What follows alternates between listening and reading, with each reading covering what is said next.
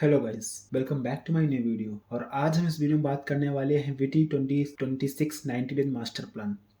अगर आपने इस वीडियो को चूज किया है देखने के लिए, मतलब आपके पास अभी कोई भी प्रॉपर प्लान नहीं है कि जिससे आप अच्छे से तैयारी कर सको, तो अगर आप इस वीडियो पे आए हो तो वीडियो को एंड तक देखना। आपको एक बेहतरीन मास्टर प्लान मिलने वाला है 90 डेज का, जिससे आपकी प्रिपरेशन अच्छे से हो जाएगी और आपका सिलेक्शन हो जाएगा। ठीक है, तो चलो वीडियो को शुरू करते हैं। इस वीडियो में आप सभी के साथ बीटी 2026 का एक complete 90 days master plan share करने वाला हूं। ये प्लान खास तौर पर एवरेज स्टूडेंट्स के लिए डिजाइंड है, जिसे कोई भी फॉलो कर सकता है, बट मोस्टली ये एवरेज स्टूडेंट फोकस्ड प्लान है जो रोज 10-10 घंटे नहीं पढ़ सकते लेकिन अपने फ्यूचर को लेकर सीरियस हैं और वीआईटी में एडमिशन लेना चाहते हैं। इस वीडियो को एंड तक जरूर देखना, क्योंकि ये प्लान न थियोरेटिकल है न मोटिवेशनल टॉक है। ये है प्योर प्रैक्टिकल स्ट्रेटेजी जिसे आपको फॉलो करना है। अब हम बात करते हैं इस प्लान का मोटिव क्या है। मोटिव ये है कि आपका जो कोर्स है वो 90 डेज में कंप्लीट हो जाए। No stream study hours, no coaching dependency, ये इसका मोटिव है। और आपको एक सही रास्ता दिखाना है जिससे कि आप 10-10 घंटे पढ़ने से बच सको और आपको प्रॉपर एक गाइडेंस मिल सके आपकी तैयारी के लिए। अब हम बात करते हैं who should follow this plan. ये प्लान एक एवरेज स्टूडेंट फॉलो कर सकता है, टॉपर्स भी फॉलो कर सकते हैं लास्ट मिनट प्रिपरेशन के लिए, बट मेनली फोकस्ड है एवरेज स्टूडेंट्स का जो बोर्ड की तैयारी कर रहे हैं प्लस इंट्रेंस की भी तैयारी कर रहे हैं, वो ये प्लान फॉलो कर सकते हैं। लेट स्टार्टर्स, सीरियस और कंसिस्टेंट लर्नर, जो सीरियस है अपने पढ़ाई को लेके, जो फोकस्ड है कि हाँ हमें कुछ करना है, उनके लिए प्लान बहुत ही अच्छा साबित होने वाला है। और consistency is more important than talent.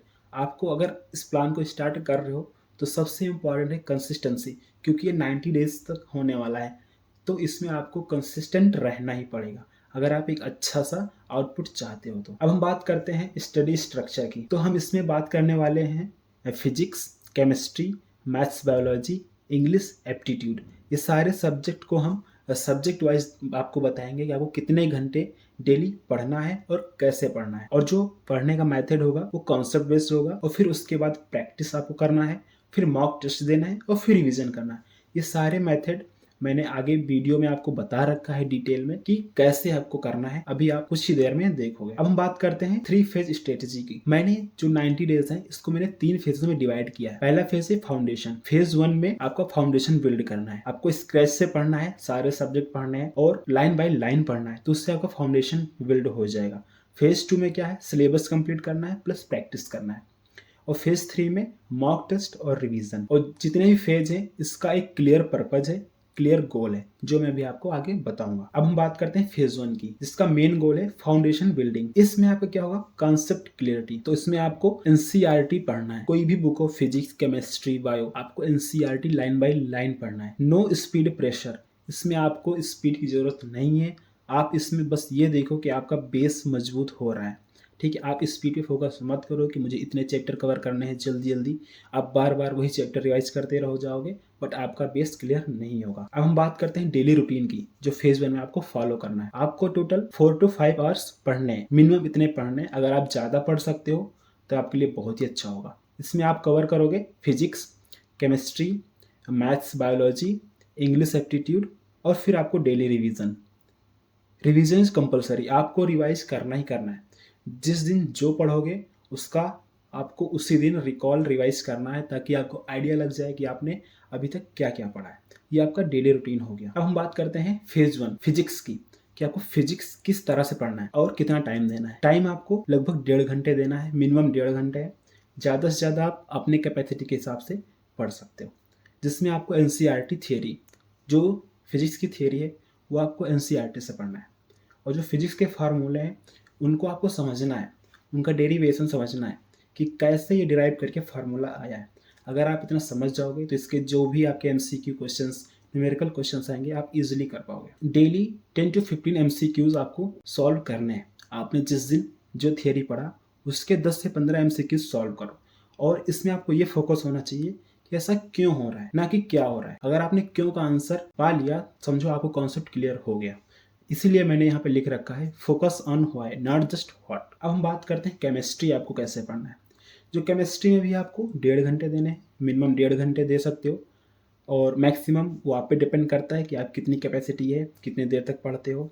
But chemistry जो है वो एनसीईआरटी आपको पढ़ना है, लाइन बाय लाइन पढ़ना है। और जो उसमें रिएक्शन है वो भी आपको लिखना है।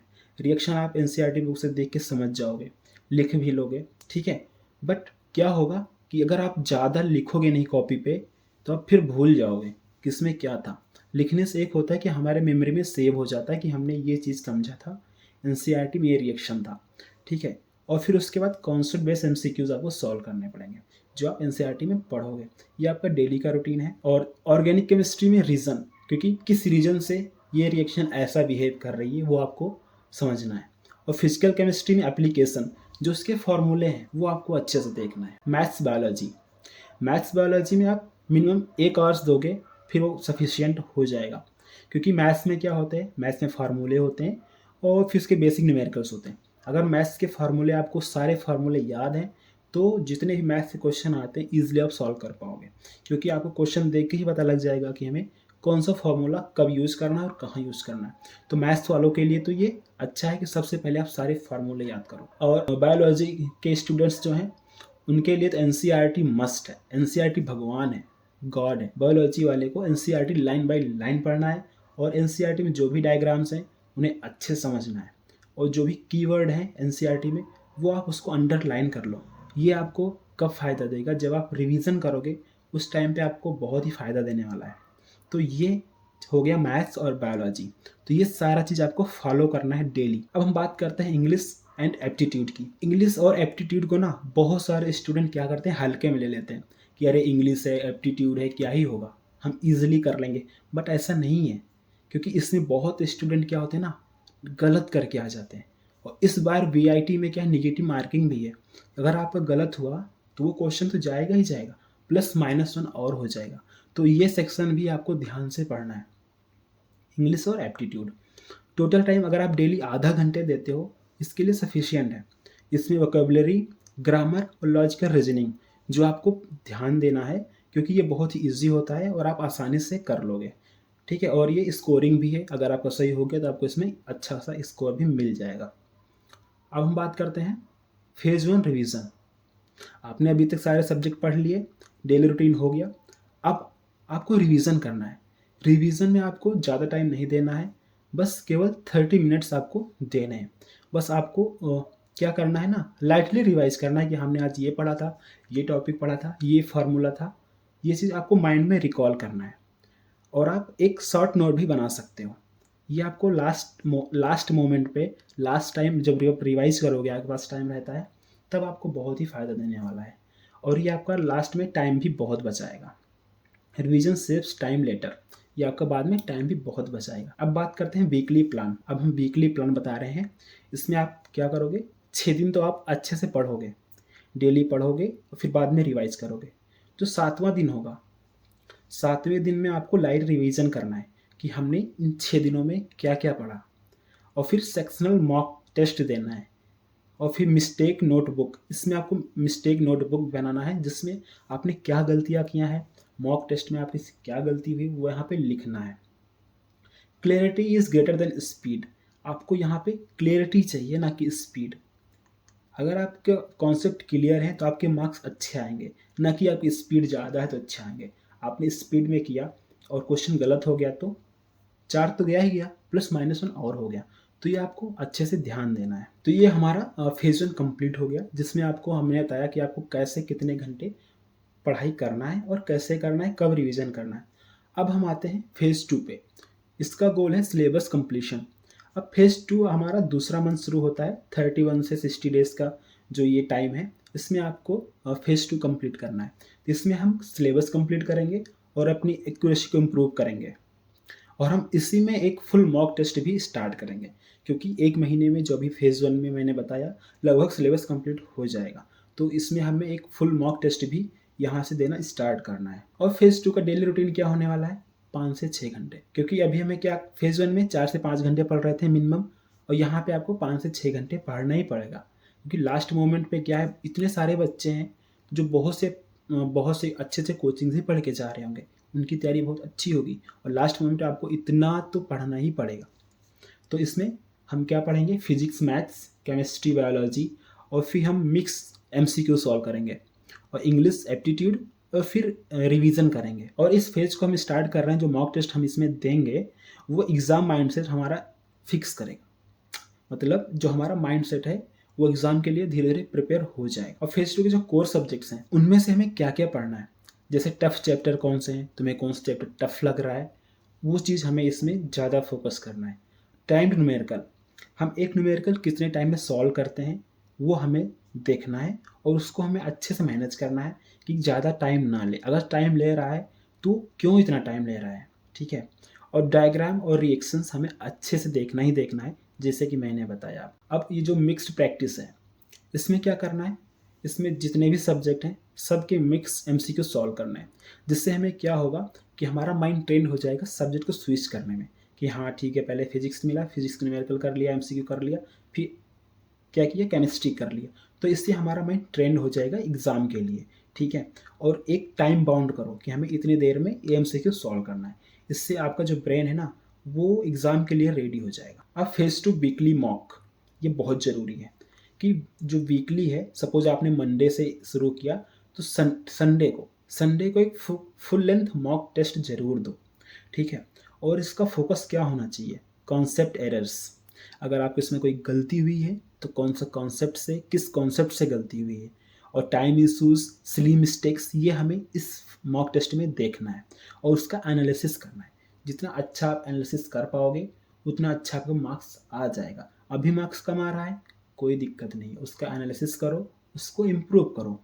अभी हमारा मेन फोकस यही है। ये हो गया हमारा फेज 2। अब हम आते हैं फेज 3, जो कि हमारा फाइनल प्रिपरेशन है, ठीक है।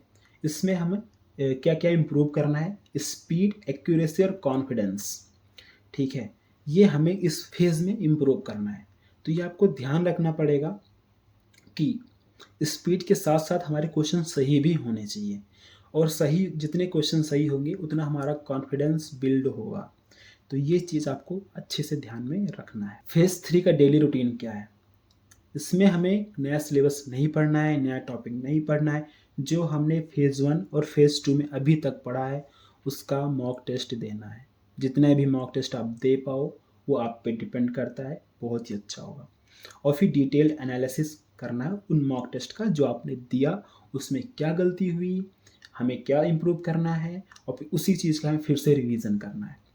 और इंग्लिश प्लस एप्टीट्यूड, इसको तो अच्छे से पढ़ना ही पढ़ना है, क्योंकि मॉक टेस्ट में आप फिजिक्स, केमिस्ट्री और मैथ्स का ही दे पाओगे।